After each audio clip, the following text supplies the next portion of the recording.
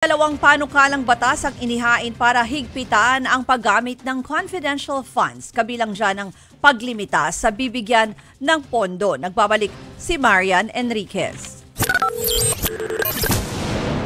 Ang nakitang irregularidad sa paggasta ng confidential funds ng mga opisina ni Vice President Sara Duterte at maluwag na panuntunan sa CIF. Yan ang ilang dahilan kung bakit naghain ang House Committee on Good Government ng dalawang panukalang batas na may kinalaman sa regulasyon ng confidential at intelligence funds. Una riyan ay ang House Bill No. 11192 o ang Confidential and Intelligence Funds Utilization and Accountability Act. Dito nilinaw na tanging mga ahensyang may direktang kinalaman sa national security, peace and order at intelligence gathering ang maaaring makatanggap ng confidential funds. Ang mga ahensyang makatatanggap ng CIF dapat daw magsumite ng reports para sa audit nito.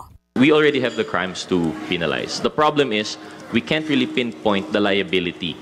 Kung hindi magpapasa ang mga ito ng report sa audit at oversight agencies tulad ng COA, Kamara, Senado at Office of the President at mali ang paggamit nila ng confidential funds, maaaring parusahan at patawan ng perpetual disqualification from office ang Special Disbursing Officer o SDO.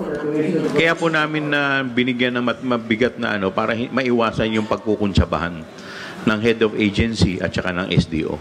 Sa ilalim naman ng House Bill No. 11193 o ang Special Disbursing Officers Accountability Act, hinigpitan ang requirements para sa mga itatalagang SDO. Dapat ay permanent official o empleyado ito ng ahensya na may salary grade 24. Kailangan ding may educational background ang SDO sa accounting, auditing o finance.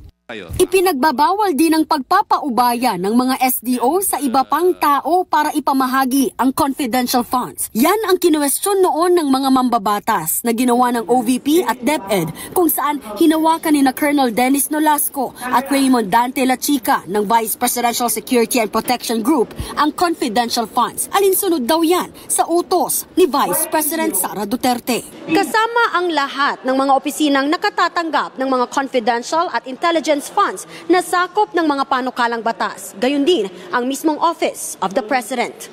Nagbabalita mula sa Frontline, Marian Enriquez, News 5.